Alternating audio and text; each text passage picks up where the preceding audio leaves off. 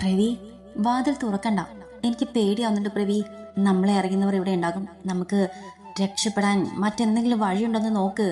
വാതിലിന്റെ കുറ്റിയെടുക്കാൻ പോയ പ്രവീണിനെ തടഞ്ഞിട്ട് ഭയം നിറഞ്ഞ വാക്കുകളിൽ വൈഷ്ണവി പറഞ്ഞു. ഇവിടുന്ന് രക്ഷപ്പെടാൻ വേറെ എന്ത് വഴി? ഞാൻ നോക്കിയിട്ട് ഇവിടുന്ന് പുറത്തേക്ക് ഇറങ്ങാൻ ഇതല്ലാതെ വേറെ വഴിയൊന്നുമില്ല. പിന്നെ ഇവിടെ എല്ലാവർക്കും ഒന്നും നമ്മളെ അറിയില്ല. പോലീസ് ചോദിച്ചാൽ നമ്മൾ ഭാര്യ ഭർത്താക്കന്മാരാണെന്ന് പറഞ്ഞാൽ മതി. പിന്നെ ഈ താലിയും സിന്ദൂരും ഒക്കെ അതിനൊരു തെളിവാണല്ലോ. വൈഷ്ണവി അടിമൂടി ഒന്ന് നോക്കിയിട്ട് പ്രവീൺ പറഞ്ഞു. അറിയുന്നവർ ഉണ്ടാവില്ലേ പ്രവി? ഉറപ്പാണോ? ഇടി, എത്രയോ കാലമായി നമ്മളിവിടെ കൂടുന്നു. ആരെങ്കിലും ഒന്ന് ശ്രദ്ധിക്കെങ്കിലും ചെയ്തിട്ടുണ്ടോ? ഇല്ലല്ലോ. ഇതിപ്പം നമ്മൾ നേരത്തെ കുറച്ച് സമയം ലൈറ്റ് ഇട്ടിരുന്നില്ലേ? അതാരെങ്കിലും ശ്രദ്ധിച്ചിട്ടുണ്ടാകും. കള്ളൻ കയറിയെന്നോ മറ്റോ കയറിയവർ പോലീസിനെ വിളിച്ചാവാനാണ് സാധ്യത. നീ വാ, ഞാൻ അവരോട് പറയുന്നതിന് ഒപ്പിച്ചു നിന്നാ മതി. ഇനിയും വാതിൽ തുറന്നില്ലെങ്കിൽ അവർ വാതിൽ ചവിട്ടി പൊളിക്കും. വാതിലിലുള്ള ശക്തമായ തട്ടലും മുട്ടലും അറിയ പ്രവീൺ പതിഞ്ഞ ശബ്ദത്തിൽ വൈഷ്ണവിയോട് പറഞ്ഞിട്ട് വാതിൽ വലിച്ചു തുറന്നു. മുന്നിൽ നിൽക്കുന്ന 100ഓളം വരുന്ന ആളുകളെയും പോലീസുകാരെയും ലൈറ്റും ഒക്കെ കാണേ അതുവരെ ഇല്ലാത്തൊരു ധൈര്യത്തോടെ നിന്ന പ്രവീൺ പോലും ഒന്ന് വിറച്ചു. അവന്റെ പിന്നിൽ മറിഞ്ഞുന്ന വൈഷ്ണവി മുന്നിൽ നിൽക്കുന്ന ആൾക്കൂട്ടം കാണേ പേടിക്കൊണ്ട് ബോധം പോകുന്ന അവസ്ഥയിലായിരുന്നു. എന്താ എന്താ സാർ, എന്താ പ്രശ്നം? ഒരു നിമിഷം പകപ്പോടെ നിന്നെങ്കിലും പ്രവീൺ വേഗം തന്നെ പൂർവ്വസ്ഥിതിയിൽ എത്തിച്ചേർന്നുകൊണ്ട് ചോദിച്ചു. ഇവിടെ എന്തോ അനാശാസ്യം നടക്കുന്നു എന്നൊരു കോൾ ഞങ്ങൾക്ക് വന്നു. ഇവിടെ വന്നപ്പോ ഇവിടുത്തെ ചുറ്റുപാടും വാതിൽ തുറക്കാനുള്ള നിങ്ങളുടെ താമസവും ഒക്കെ കണ്ടപ്പോ അത് സത്യമാണോ എന്നൊരു സംശയം ഞങ്ങൾക്കുണ്ടായി. രണ്ടാളെയും കണ്ടപ്പോൾ കാര്യങ്ങൾ ഏതാണ്ട് ഉറപ്പാവുകയും ചെയ്തല്ലോ. ഏറ്റവും മുന്നിൽ നിന്നൊരു പോലീസുകാരൻ പ്രവീണിന്റെ പിന്നിൽ പതുങ്ങി നിന്ന വൈഷ്ണവിയുടെ ഉലഞ്ഞുപോയ മുടിയും ഡ്രസ്സും ശരീരവും കാണെ പുച്ഛത്തോടെ രണ്ടാളെയും അടിമുടി നോക്കിയിട്ട് പറഞ്ഞു. നിങ്ങളത് എന്ത് ഭ്രാന്താണ് പറയുന്നത്? ഇതെന്റെ ഭാര്യയാണ്. ദാ കണ്ടില്ലേ, താലിയും സിന്ദൂരമൊക്കെ. ആർക്കാരുടെയൊപ്പം ജീവിക്കാനുള്ള അനുവാദമുള്ള ഈ നാട്ടിലെ സ്വന്തം ഭാര്യയ്ക്കൊപ്പം കഴിയാനുള്ള സ്വാതന്ത്ര്യമില്ലേ? ഞാൻ CI മാത്യു സാറിനെ ഒന്ന് വിളിക്കട്ടെ? ആ പോലീസുകാരനെ തുറച്ചു നോക്കി പറഞ്ഞുകൊണ്ട് ഫോൺ ഓൺ ആക്കി പ്രവീൺ. മോനെ പ്രവീണേ, ഈ മോള് ആരുടെ ഭാര്യയാണെന്നും നീ ആരുടെ ഭർത്താവായിരുന്നെന്നും നീയും ഇവളും ഇന്ന് ഇവിടെ ഉണ്ടെന്നും അതെന്ത് കഴപ്പ് തീർക്കാൻ വന്നതാണെന്നുമൊക്കെ കൃത്യമായ ഇൻഫർമേഷൻ ഞങ്ങൾക്ക് കിട്ടിയിട്ടുണ്ട്. അതൊക്കെ കൃത്യമായി അറിഞ്ഞു വെച്ച് നിന്നെ പൂട്ടാൻ തന്നെയാണ് ഞാൻ വന്നത്. നീ ഇപ്പോ പറഞ്ഞ ആ CSR ഉണ്ടല്ലോ, പോൾ മാത്യു, പുള്ളിയുടെ ചേട്ടനാണ് നിന്റെ കൈ അടിച്ച് ഓടിച്ച പാലക്കാരൻ അച്ചായൻ. അപ്പോ നിനക്കുള്ള പണി വന്ന വഴി അറിയാലോ. അച്ചായൻ മാത്രമല്ല, സ്വന്തം ഭർത്താവ് സഹോദരിയായി കാണേണ്ട പെണ്ണിന്റെ കൂടെ കുത്തിമറിഞ്ഞ് കൂടെ കണ്ട മനസ്സ് ചെത്ത ഒരു പെണ്ണിന്റെ ശാപം നിന്റെ തലയ്ക്ക് മുകളിലുണ്ട്. അതുപോലെ ദേ ഇവളെ പോലെ ഒരു മോളെ ആത്മാർത്ഥമായി പ്രേമിച്ച് എന്നൊരു തെറ്റിന് ഒരു തെറ്റും ചെയ്യാത്ത ഒരുത്തനെ ഇവളും നീയും ഇവളുടെ അമ്മയും സ്വന്തക്കാരും ഒക്കെ ചേർന്ന് പീഡനക്കേസിൽ കുടുക്കിയില്ലേ? അങ്ങനെ നീയൊക്കെ ചേർന്ന് ദ്രോഹിച്ചവരൊക്കെ ഒന്ന് ചേർന്ന് തന്നെയാണ് മോനെ നിനക്ക് പണി തന്നത്. ഇനിയും ഒരാളെ കൂടെ വിളിച്ചിട്ട് പുള്ളിക്കാരൻ ഓൺ ദ വേ ആണ്. ഇനി നിനക്ക് CSRനെ വിളിക്കാൻ പോലീസ് സ്റ്റേഷനിൽ ചെന്നിട്ട് ഫോൺ തരാം കേട്ടോ. അതുവരെ ഇതെന്റെ കയ്യിൽ തന്നെ ഇരിക്കട്ടെ. പ്രവീണിന്റെ കയ്യിൽ നിന്ന് ഫോൺ പിടിച്ചു വാങ്ങി പാൻസിന്റെ പോക്കറ്റിലേക്ക് ഇട്ടിട്ട് അയാൾ മനോഹരമായി ചിരിച്ചുണ്ട് പ്രവീണിനും വൈഷ്ണവിക്കും കേൾക്കാൻ പാകത്തിന് പറഞ്ഞു. അയാൾ പറഞ്ഞതൊക്കെ കേട്ട് ഞെട്ടിപ്പകച്ചുന്ന പ്രവീണിനും വൈഷ്ണവിക്കും മുന്നിലേക്ക് ന്യൂസ് ചാനലിലെ വണ്ടിക്കൊപ്പം ആകാശിന്റെ ഇന്നോവക്കാർ കൂടെ ഒഴുകി വന്ന് നിന്നതും തകർച്ച പൂർണ്ണമായതുപോലെ വൈഷ്ണവി പിന്നിലേക്ക് ചുമരിലെ ചാഞ്ഞുപോയി. അയ്യോടാ, കെട്ടിയനെ കണ്ടപ്പോ പൊന്നുമോളങ്ങ് തളർന്നു പോയല്ലോ. ആകാശിന്റെ കാർ വന്ന് കണ്ട വൈഷ്ണവിയുടെ പതറിയ എല്ലാം തകർന്ന പോലുള്ള നിൽപ്പ് കണ്ട് ആ പോലീസുകാരൻ പരിഹസിച്ച് ചിരിച്ചുകൊണ്ട് പറഞ്ഞു. അല്ല, ഇവിടെ നിന്നാ മതിയോ? നമുക്ക് താഴേക്കിറങ്ങിച്ചെന്ന് ഒരു ഫോട്ടോഷൂട്ടൊക്കെ കഴിഞ്ഞ് ഭർത്താവിനോടും വേണ്ടപ്പെട്ട മറ്റു ചിലരോടുമൊക്കെ അനുഗ്രഹം വാങ്ങിയൊക്കെ പോകാന്നേ. പിന്നിൽ നിന്നും കയറുന്ന വനിത പോലീസുകാരെ സുനിത പല്ല് കടിച്ച് ദേഷ്യം അടക്കി പിടിച്ചു പറഞ്ഞു. അവർ പറഞ്ഞു കേട്ട് ആരെയും നോക്കാനാവാതെ മുഖം കുലിച്ചുന്ന വൈഷ്ണവി ഞെട്ടിപ്പകച്ചെങ്കിൽ ഒന്നിനെയും കൂടാതെ നിന്ന പ്രവീൺ ആ വാക്കുകളിൽ പതറി. ഏതോ ലോക്കൽ ചാനലല്ല, അത്യാവശ്യം പേരുകെട്ട ചാനലിന് വേണ്ടിയാണ് വന്നത്. അതിൽ നിന്ന് ഇറങ്ങിയ ക്യാമറാമാനെയും കൂടെയുള്ള പെൺകുട്ടിയും TV-യിലും മറ്റും കണ്ട് നല്ല പരിചയമുണ്ട്. അതുപോലെ കൂടെ നിൽക്കുന്ന ആളുകളിൽ മിക്കവരുടെയും കയ്യിലും വീഡിയോ ഓൺ ആക്കി മൊബൈലുണ്ട്. ഇനി ഈ നാട്ടിൽ തല ഉയർത്തി നടക്കാനാവില്ല. പതറിക്കൊണ്ട് പ്രവീൺ അടുത്ത് നിൽക്കുന്ന വൈഷ്ണവി എന്ന് നോക്കി. മതി പരസ്പരം നോക്കുന്നത്, ഇങ്ങോട്ട് ഇറങ്ങിക്കോ, ബാക്കിയൊക്കെ സ്റ്റേഷനിൽ ചെന്നിട്ട്. ആ പോലീസുകാരൻ പറഞ്ഞിട്ട് പ്രവീണിനെ കൈപിടിച്ച് വലിച്ചുകൊണ്ട് താഴേക്കിറങ്ങി. പിന്നാലെ ഷാൾ തലയിലൂടെ വലിച്ചിട്ട് മുഖം മറയ്ക്കാൻ ശ്രമിച്ച വൈഷ്ണവിയെ അതിന് അനുവദിക്കാതെ പിടിച്ചുകൊണ്ട് സുനിതയും പടികളിലൂടെ താഴേക്ക് വലിച്ചുകൊണ്ടുവന്ന വൈഷ്ണവിയെ കാറിൽ ചാരി കൈയും കെട്ടുന്ന ആകാശിന്റെ മുന്നിലേക്ക് തള്ളി സുനിത. അവളെ ഷോൾ മാറി മുഖം വിളിവായ നിമിഷം ചാനലിന്റെ ക്യാമറ തേരുതരെ മിന്നിമാഞ്ഞു. അതുപോലെ കണ്ടു നിന്നവരിൽ പലരുടെയും ഫോണിലും വീഡിയോ ഓൺ ആയി തുടങ്ങിയിരുന്നു. ഇത് സാറിന്റെ ഭാര്യ തന്നെയാണല്ലോ അല്ലേ? സുനിത അവനോട് ചോദിച്ചു. ആണെന്നല്ല മാം പറയേണ്ടത്, ആയിരുന്നു എന്നാണ്. ഇന്ന് വൈകിട്ട് ഒരു 3 മണി വരെയായിരുന്നു. ഇപ്പോൾ ഇവളെൻ്റെ ആരുമല്ല. നിങ്ങൾ എന്നെ വിളിച്ച് ഇവളിവിടെയുണ്ട്, ഇങ്ങോട്ട് വരണമെന്നും ഇവൾ ഇവനോടൊപ്പം ഇവിടെയുണ്ട് എന്ന് പറഞ്ഞെങ്കിലും ഇവിടെ വെച്ച് ഇവളെ കാണും വരയ്ക്കും ഇതുപോലെ ഒരു ചതി ഞാൻ പ്രതീക്ഷിച്ചില്ല. അതും സഹോദരൻ എന്ന് പറഞ്ഞ് നടന്ന ആൾക്കൊപ്പം.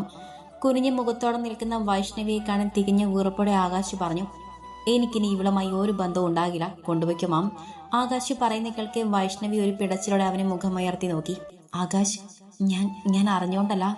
പ്രവി എന്നെ അമ്മ ഇവിടെ ഉണ്ടെന്ന് വെറുതെ പറഞ്ഞ് ഇങ്ങോട്ട് വിളിച്ചു വരുത്തിയതാണ്. ആകാശിന്റെ അടുത്തേക്ക് നീങ്ങി നിന്ന് അവന്റെ കൈകളിൽ പിടിച്ചുകൊണ്ട് വൈഷ്ണവി പറഞ്ഞു. വിരടി, എന്റെ ദേഹത്ത് തൊടുന്നോ? ഇവൻ നിന്നെ പറഞ്ഞു പറ്റിച്ചതാണല്ലേ? എന്നാ പിന്നെ ഇവന്റെ ഭാര്യ ഇവന് വേണ്ടെന്ന് വെച്ച് ആ കുഞ്ഞുമായി ഇറങ്ങിപ്പോയതും ഡിവോഴ്സ് കേസ് ഫയൽ ചെയ്തതും അതിന് കാരണമായ ഈ ഫോട്ടോസുകളും വെറുതെ ഉണ്ടായതാകും അല്ലടി? ആര്യ വിനോദിനെ ഏൽപ്പിച്ച അതേ ഫോട്ടോസുകളുടെ കോപ്പി അവളുടെ മുഖത്തേക്ക് വലിച്ചെറിഞ്ഞ ശേഷം ഇടത് കൈകൊണ്ട് വൈഷ്ണവിയുടെ സമൃദ്ധമായ തലമുടിയിൽ ചുറ്റിപ്പിടിച്ച് വലത് കൈകൊണ്ട് അവളുടെ മുഖത്തേക്ക് പലതവണ ആഞ്ഞടിച്ചുകൊണ്ട് ആകാശ് ചോദിച്ചു. വേണ്ട, ഇനി ഒന്നും ചെയ്യല്ലേ. ഇരു കവളിലുമായി മാറി മാറി വീണ 4ാമത്തെ അടിയിൽ നിലത്തേക്ക് വീണ വൈഷ്ണവി ആകാശിന്റെ കാലിൽ പിടിച്ചുകൊണ്ട് പറഞ്ഞു. എനിക്ക് ജീവൻ രക്ഷിക്കാൻ മാത്രമല്ലടി, ജീവൻ എടുക്കാനും നല്ല വശമുണ്ട്. ഇനി എന്റെ ജീവിതത്തിലേക്ക് വലിഞ്ഞു കയറി വരരുത്. വന്നാൽ നിലത്ത് കിടക്കുന്നവൾക്ക് മുന്നിൽ ഒരു കാൽമുട്ടും മടക്കിയിരുന്ന് ഇടത് കൈ കൊണ്ട് അവളെ തലമുടി പിടിച്ചൊന്ന് വലിച്ചുലച്ചു. വലത് കൈയിലെ ചൂണ്ടുവിരൽ അവളുടെ മൂക്കിൻ തുമ്പിൽ തൊട്ടിരുന്നപ്പോൾ വിറപ്പിച്ചുകൊണ്ട് ആകാശ് പറഞ്ഞു. മതി സാറേ, ഇനിയും തല്ലണ്ട. മുഖത്ത് പാടുവിടൽ മീഡിയയിലൊക്കെ കാണിക്കുവാണെങ്കിൽ പിന്നെ ചോദ്യവും പറച്ചിലുമൊക്കെ ഉണ്ടാകും. ആ പോലീസുകാരി അവൻ്റെ അടുത്തേക്ക് നീങ്ങി നിന്നുകൊണ്ട് പതിയെ പറഞ്ഞു.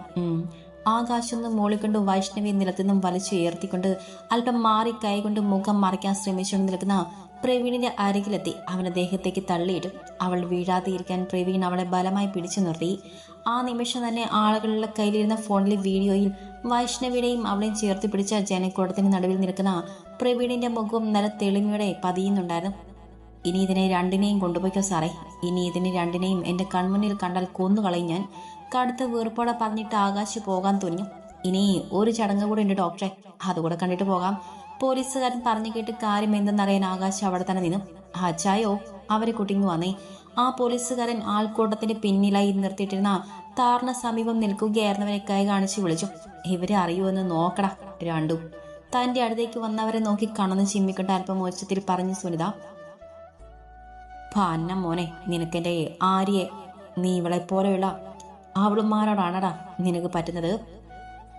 ഇവളെന്താണെന്ന് എനിക്ക് നേരത്തെ മനസ്സിലായി. പക്ഷെ കൂടന്ന് ചതിച്ച നിന്നെ ഞാൻ വെറുതെ വിടില്ല. പൊന്നു മോനെ, നിനക്കൊക്കെ ഇതൊരു തുടക്കം മാത്രമാണ്. സുനിത ഉച്ചത്തിൽ പറഞ്ഞിട്ട് മുഖം ഉയർത്തുന്ന വൈഷ്ണവി അടിയുടെയും ചവിട്ടിന്റെയും ശബ്ദം പ്രവീണിന്റെ നിലവിളിയും ഒന്നും ശ്രദ്ധിച്ചില്ല. കാതിൽ പതിയുന്ന അബിയുടെ ശബ്ദം മാത്രമേ അവൾ കേട്ടുള്ളൂ.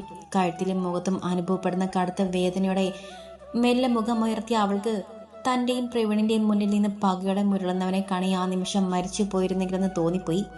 അറപ്പും വീർപ്പും നിറഞ്ഞ നോട്ടത്തോടെ തന്നെയോ തന്റെ കൂടെയുള്ളവനെയോ കയ്യിൽ കിട്ടിയാൽ കൊന്നു കളയാനുള്ള കലിയോടെ നിൽക്കുന്നവനെ നോക്കാൻ പോലും ഭയന്ന് മുഖം താഴ്ത്തി കളഞ്ഞു വൈഷ്ണവി. നീയും ഇവരും നിന്റെ തള്ളയും അവിടെ ആങ്ങളെയും ഒക്കെ ചേർന്ന് എനിക്കൊരു പേര് ചാത്തി തന്നിട്ടുണ്ടായിരുന്നു. ആ പേര് ഓർമ്മയുണ്ടല്ലോ അല്ലേ രണ്ടാൾക്കും? കടുത്ത വീർപ്പോടെ രണ്ടാളെയും മാറി മാറി നോക്കി അഭി ചോദിച്ചു. അഭിജിത്തെ, എന്തിനാടോ ഇവരെ പോലുള്ളവരോട് സംസാരിച്ച് നമ്മുടെ സമയവും ആരോഗ്യം കളയുന്നത്? ഇന്നു മുതൽ നിനക്ക് ചാർത്തി തന്ന പേരിനേക്കാൾ മനോഹരമായ പേരുകളും ഇവരുടെ സുന്ദരമായ മുഖം നല്ല HD ക്ലാരിറ്റിയിൽ കാണിച്ചുകൊണ്ടുള്ള വീഡിയോകളും യൂട്യൂബ് ചാനലുകളിൽ തലങ്ങും വിലങ്ങും ഓടും. അതൊക്കെ ആളുകൾ നല്ലോണം കണ്ട് രസിക്കുകയും ചെയ്യും. അച്ഛൻ ആ പോലീസുകാരൻ വിളിച്ചാൽ അവിടെ തോളിൽ കൈയിട്ടുകൊണ്ട് പറഞ്ഞു. ഞങ്ങളിവരെ സ്റ്റേഷനിലേക്ക് കൊണ്ടുപോകുവാണ് അച്ഛയ. കൊണ്ടുപോയിട്ടും വലിയ കാര്യമൊന്നുമില്ല. ഇതിനൊക്കെ ഇറക്കിക്കൊണ്ടു പോകാൻ ഇപ്പൊ തന്നെ ആളുകളെത്തും. പിന്നെ അവിടെ നമുക്ക് വേറെ വഴിയില്ലല്ലോ, പറഞ്ഞു വിടുക തന്നെ. അബിയുടെ ആസ്ഥാനത്തുള്ള ചവിട്ടേറ്റ് നിലത്ത് കൂനി കുടിയുന്ന പ്രവീണെ പിടിച്ചു ഉയർത്തിക്കൊണ്ട് ആ പോലീസുകാരൻ പറഞ്ഞു. എന്ത് ശിക്ഷ കിട്ടിയാലും ഇവരൊന്നും ഒരു കാലത്തും മാറാൻ പോകുന്നില്ല. ഇവള് ജോലി ചെയ്യുന്നിടത്ത് ഇതിലും കഴപ്പ് മൂത്ത മറ്റൊരുവൾ. അവൾക്കുള്ളത് നല്ല കനത്തിൽ കൊടുത്തിട്ടുണ്ട് ഞാൻ. ഇനി ഒരാണിനെയും ആഗ്രഹിക്കാൻ തോന്നാത്ത വിധത്തിൽ തന്നെ നിന്റെ പേക്കുത്തിന് മുന്നിൽ മക്കളെ പോലും മറന്നുപോയി ഒരുത്തി ഉണ്ടായിരുന്നല്ലോ. അവൾക്ക് എൻ്റെ എക്സ് വൈഫിനും എന്നും ഓർമ്മിക്കാനുള്ളത് കൊടുത്തിട്ടുണ്ട്. പല്ലി കടിച്ച് പിടിച്ച് പറഞ്ഞിട്ട് പോലീസുകാരൻ അടുത്ത് നിന്ന പ്രവീണിനെ നേരത്തെ ഒടിഞ്ഞു കൈ വീണ്ടും തിരിച്ചോടിക്കുന്ന അച്ചായനെ കാണി പ്രവീണിന് ജീവൻ പോകും പോലെയുള്ള നിലവിളി കേൾക്കെ തൃപ്തിയുടെ മനസ്സ് നിറഞ്ഞ് ചിരിച്ചു അഭി. അഭിക്ക് മാത്രമല്ല ആ തൃപ്തി തോന്നിയത് അവൻ്റെ പിന്നിലെല്ലാം കണ്ടും കേട്ട് നിന്ന സച്ചിക്കും വിനയ്ക്കും കൂടെയായിരുന്നു. സെറ്റിൽ കമഴ്ന്ന് കിടന്ന ആകാശിനെ നോക്കി കണ്ണു നിറച്ചിരിക്കുന്ന അവൻ്റെ അമ്മ ഗായത്രിയെ വിജയൻ ഒരു നിമിഷം നിന്നു. കണ്ടില്ലേ നിങ്ങൾ? കണ്ട ആ യൂട്യൂബ് ചാനൽ മുഴുവനും ഉണ്ട് മരുമോളുടെ വീഡിയോ. എൻ്റെ ചേട്ടൻ വിളിച്ചിരുന്നു. ന്യൂസ് ചാനൽ ഇടയ്ക്ക് അവളെയും അവനെയും കുറിച്ച് വാർത്ത ഉണ്ടായിരുന്നെന്ന്. അന്ന് ഞാൻ പറഞ്ഞതാണ് ആ ബന്ധം വേണ്ടെന്ന്. അയാൾ അടുത്ത് വന്ന് നിൽക്കുന്ന കണ്ടതും നെഞ്ചു പൊട്ടിയതുപോലെ കരഞ്ഞിട്ട് പറഞ്ഞു ഗായത്രി. ഞാൻ പറഞ്ഞതല്ലേ ഗായു അത് വേണ്ടെന്ന്. പക്ഷെ ഇവന് അവളല്ലാതെ മറ്റാരെയും വേണ്ടെന്ന് വാശി പിടിച്ചത് കൊണ്ടാണ് ഞാൻ അതിനൊക്കെ ഇറങ്ങി പുറപ്പെട്ടത്. കണ്ണുനീരോടെ ഇരിക്കുന്ന ഗായത്രി തൻ്റെ മുഖത്തേക്ക് പോലും നോക്കാതെ കിടക്കുന്ന മകനെയും മാറി മാറി നോക്കിക്കൊണ്ട് പറഞ്ഞു, ഒന്നും വേണ്ടായിരുന്നു. അവൾ ഇത്രയും മോശക്കാരിയായിരുന്നെന്ന് ആലോചിക്കുമ്പോൾ ഇത്രയും കാലവും കൂടെ ഉണ്ടായിട്ടും അവൾ തിരിച്ചറിയാൻ കഴിഞ്ഞില്ലോ എന്നാലോചിക്കുമ്പോൾ എനിക്ക് എന്നോട് തന്നെ ദേഷ്യം തോന്നും. ഇനി എൻ്റെ കുഞ്ഞിൻ്റെ ജീവിതം എന്തായി തീരും? നിറഞ്ഞൊഴുകിയ കണ്ണുകൾ തുടച്ചിട്ട് അവർ വിങ്ങലോടെ പറഞ്ഞു, എൻ്റെ മോൻ്റെ ജീവിതത്തിന് ഒന്നും സംഭവിച്ചിട്ടില്ല. നല്ലൊരു കുടുംബത്തിൽ നിന്ന് നല്ലൊരു പെൺകുട്ടിയെ ഞാൻ അവന് വേണ്ടി കണ്ടത്. തളർച്ചയും സങ്കടമൊക്കെ ഉണ്ടെങ്കിലും ഗർവൊട്ടും കുറേത് പറഞ്ഞു വിജയൻ. ഒന്നും മിണ്ടാതിരിക്കും. ആശിച്ച് മോഹിച്ചോർത്തി എടുത്ത് തലയിൽ വെച്ചതിൻ്റെ ഫലമായി ഉണ്ടായി നാണക്കേട് എങ്ങനെ ഒഴിവാക്കുമെന്നറിയാതെ ഇരിക്കുമ്പോഴാണ് അടുത്തത് ഒരുവേളെ പൊക്കി തലയിൽ വെക്കുന്നത്. എനിക്കിനി ആരെയും വേണ്ട, ഒന്നും വേണ്ട, എന്നെ വെറുതെ വിട്. സെറ്റിൽ നിന്നും പിടഞ്ഞ് എഴുന്നേറ്റിരുന്ന് ദേഷ്യത്തോടെ പറഞ്ഞു ആകാശ്. നാളെ തന്നെ വേറെ പെണ്ണ് കിടന്ന കാര്യമല്ല അച്ഛൻ പറഞ്ഞത്. നീയും ആ നശിച്ചവളുമായുള്ള ബന്ധം വേർപെടുത്തി കഴിഞ്ഞ ശേഷമുള്ള കാര്യമാണ്. അവനെ ആശ്വസിപ്പിക്കാൻ എന്നപ്പോൾ പറഞ്ഞു ഗായത്രി. ഒന്നും വേണ്ട, ആരും വേണ്ട, ഒരുത്തിയും വേണ്ട ഇനി എൻ്റെ ജീവിതത്തിൽ. എനിക്കൊരിക്കലും അവളോട് അങ്ങനൊരു താല്പര്യം തോന്നാൻ പാടില്ലായിരുന്നു. എനിക്കങ്ങനെ തോന്നിയത് കൊണ്ടാണ് അഭിജിത്ത് ഒരുപാട് നാണക്കേട് അനുഭവിക്കേണ്ടി വന്നത്. ഞാനിപ്പോൾ ആരുടെയും മൂത്ത് പോലും നോക്കാൻ കഴിയാത്ത അവസ്ഥയിൽ നിൽക്കുന്നതും അതുകൊണ്ടാണ്. മുഖം പൊത്തി കുനിഞ്ഞിരുന്നുകൊണ്ട് ആകാശ് പറഞ്ഞു, ഞാനാണ് തെറ്റ് ചെയ്തത്. അന്ന് നിന്നെ വിഷമിപ്പിക്കാതിരിക്കാൻ വേണ്ടി അവൾ നിനക്ക് കിട്ടാൻ വേണ്ടി ചെയ്തൊക്കെ തെറ്റായിരുന്നു. അതിൽ ബലിയേടായത് ആ അഭിജിത്തും. മകനോടും ഭാര്യയോടുമായി പറയുമ്പോൾ അയാൾ അദ്ദേഹം വിയർപ്പിൽ കുതിരുന്നതും നെഞ്ചിൽ കൈ അമർത്തി പിടയ്ക്കുന്നതും കണ്ട ആകാശ് ചാടി എഴുന്നേറ്റു. കൂടെയുള്ളവരെ ഓർക്കാതെ ഇത്രയും മോശമായി ജീവിക്കാൻ ഇവർക്ക് എങ്ങനെ കഴിയും? കുടുംബം എന്താണെന്നും ജീവിതം എന്താണെന്നും ഇതൊക്കെ ഇനി എന്ന് പഠിക്കുമെന്നാണ്. ഭർത്താവിനെ ചതിക്കുന്ന ഭാര്യ ചതിക്കുന്ന ഭർത്താവ്. ഈ ലോകം എന്താണോ ഇങ്ങനെ? കാര്യമൊക്കെ അറിഞ്ഞ് രാധിക സങ്കടത്തോടെ പറഞ്ഞു. കൂടെയുള്ളവരുടെ സ്നേഹമുള്ളവർക്ക് അവരെക്കുറിച്ച് ആലോചിക്കേണ്ടതുള്ളൂ. അല്ലാത്തവർക്ക് എന്ത് ചതിയും എന്ത് വഞ്ചനയും ചെയ്യാം. സ്റ്റൗവിലിരുന്ന് തിളയ്ക്കുന്ന വെള്ളത്തിലേക്ക് ആവശ്യത്തിന് തേയിലിട്ടുകൊണ്ട് ആര്യ പറഞ്ഞു. എന്നാലും ആ സംഭവം ഒന്ന് നേരിട്ട് കാണാൻ പറ്റിയില്ലെന്നാണ് എനിക്ക് വിഷമം. അമ്മയുടെയും ആര്യയുടെയും സംസാരം കേട്ട് നിവിതയുടെ തൊഴിൽ പിടിച്ചു നിൽക്കുകയെന്ന അഞ്ജു ഇവിടെ ചെവിയിൽ പറഞ്ഞു. ജിത്തുവേട്ടനോട് ഞാൻ നേരത്തെ പറഞ്ഞിരുന്നതാണ് അഞ്ജു, ആ വൈഷ്ണവിക്ക് പണി കൊടുക്കുമ്പോൾ എന്നെ കൂടെ കൊണ്ടുപോകണമെന്ന്. എനിക്ക് വലിയ ആഗ്രഹമായിരുന്നു അവളുടെ മൂക്കിനിട്ട് ഒരു ഇടി വെച്ചു കൊടുക്കാൻ. എന്നിട്ട് എന്നോടൊരു വാക്ക് പോലും പറഞ്ഞില്ല. ചുണ്ട് കൂർപ്പിച്ചു വെച്ച് പറയുമ്പോൾ നിവിക്ക് അവനോട് കുഞ്ഞൊരു പിണക്കമുണ്ടെന്ന് അഞ്ജുവിന് തോന്നി.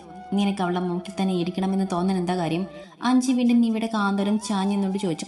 എന്താ രണ്ടും കൂടെ ഇവിടുന്ന് രഹസ്യം പറയുന്നത്? നിവി മറുപടി പറയും മുൻപ് തന്നെ രണ്ടിന്റെയും പതിഞ്ഞുള്ള വർത്തമാനം കാണി രാധിക തിരക്കി. അത് വേറൊന്നും അല്ലമ്മ, ഇവൾക്ക് അതൊന്നും ഇല്ലമ്മ. ചേച്ചിക്കിനി തടസ്സമൊന്നുമില്ലാതെ പെട്ടെന്ന് ഡിവോഴ്സ് കിട്ടുമെന്ന് പറഞ്ഞതാണ്. അഞ്ജു പെട്ടെന്ന് പറഞ്ഞു.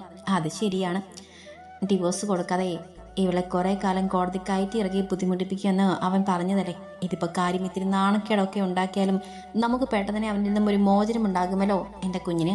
കട്ടൻ ചായ അരിച്ച് ഒഴിച്ചെടുക്കുന്ന ആര്യയെ ചേർത്ത് പിടിച്ചുകൊണ്ട് രാധിക പറഞ്ഞു. ഇന്നലെ നടന്ന സംഭവത്തിൽ എനിക്കൊരു നാണക്കേടും തോന്നില്ലമ്മേ. ആ കണ്ട ജനങ്ങൾക്ക് മുന്നിൽ രണ്ടിൻ്റെയും മുഖംമൂടി അഴിഞ്ഞു വീണല്ലോ, എനിക്കത് മതി. പ്രവീണിനോടും വൈഷ്ണവിയോടും ഉള്ള പകം നിറഞ്ഞ ശബ്ദത്തിൽ ആര്യ പറഞ്ഞു. എൻ്റെ ചെറുക്കന് ഒരിക്കൽ മരണം ആഗ്രഹിച്ച് നടന്നത് പോലും ഇവരൊക്കെ കാണാണ്. അവൻ്റെ മുഖത്തൊരു ചിരി കണ്ടിട്ട് ദിവസങ്ങളെ ആയിടും. അന്നൊക്കെ ഞാനും എൻ്റെ പിള്ളേരും ഒഴുകി കണ്ണുനീര് ദൈവം കണ്ടിരുന്നെന്ന് എനിക്കിപ്പോൾ ഉറപ്പായി. അല്ലെങ്കിൽ എൻ്റെ അബിക്ക് നീവിമോളെ കിട്ടുമായിരുന്നോ? നിന്നെ ജീവനോടെ എനിക്ക് തിരികെ കിട്ടുമായിരുന്നോ? ഒരമ്മയുടെ സ്നേഹത്തോടെ ആദ്യയോടെ ആര്യയെ പൊതിഞ്ഞു പിടിച്ച് പറഞ്ഞു രാധിക. നമ്മുടെ ജീവിതത്തിലെ മൂശിയേട്ടകളൊക്കെ ഒഴിഞ്ഞു പോയില്ലേ ആൻറ്റി, അതുകൊണ്ട് തന്നെ കഷ്ടകാലവും ഒഴിഞ്ഞു. ഇനി നമ്മളെല്ലാവരും കൂടെ സന്തോഷമായിട്ട് കഴിയും. ഇരു കൈകൊണ്ടും ആര്യയും രാധികയും ചുറ്റിപ്പിടിച്ചുകൊണ്ട് നിവി പറഞ്ഞതും ഞാനുമെന്നും പറഞ്ഞിട്ട് കൈകൾ വിടർത്തി മൂന്നാളെയും ഒരുമിച്ച് പിണർന്നു അഞ്ജു.